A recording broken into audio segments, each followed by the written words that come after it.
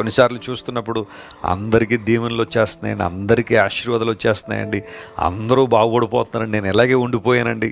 నేను మాట చెప్పినప్పుడు, దేవుని బిడ్డ, నీ ఆశీర్వాదం నీదే, నీకు కొలవబడిన స్వాస్థ్యం నీదే. దేవుడు దాన్ని మరెవ్వరికి ఇవ్వడు. ఈ విషయాన్ని గుర్తుపెట్టుకో. నీ పట్ల దేవునికి ఉన్న ప్రణాళిక అంత గొప్పది. కృంగిపోవద్దు. నీ బిడ్డల భవిష్యత్తు గురించి చింతపడుతున్నావా?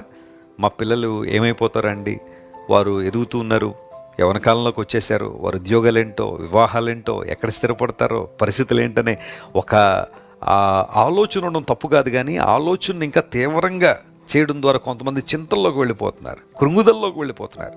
నువ్వు అలా కృంగిపోవాల్సిన అవసరం లేదు. నీ బిడ్డలకు దేవుడు ఆల్రెడీ కొలిచిన స్వాస్థ్యాన్ని సిద్ధంగా ఉంచాడు.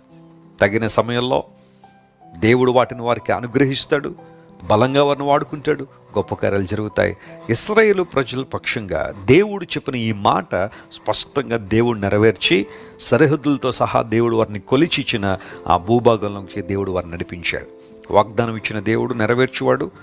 ఆయన వాగ్దానాలు మర్చిపోయేవాడు కాదు. ఆయన వాగ్దానం చేశాడంటే ఆకాశం భూమి గతించిపోయిన తన మాటలు ఎప్పుడు గతించవు, కాబట్టి వాటిని నెరవేర్చిన దేవుడు సామర్థ్యం కలిగిన వాడు. ఈ వాగ్దానాన్ని ఈరోజు క్లెయిమ్ చేసి, కొలవబడిన స్వాస్థ్యము అనే మాట మీరు మీ హృదయాల్లో నాటుకోండి. ఆ మాటను జాగ్రత్తగా పరిశీలించేయండి.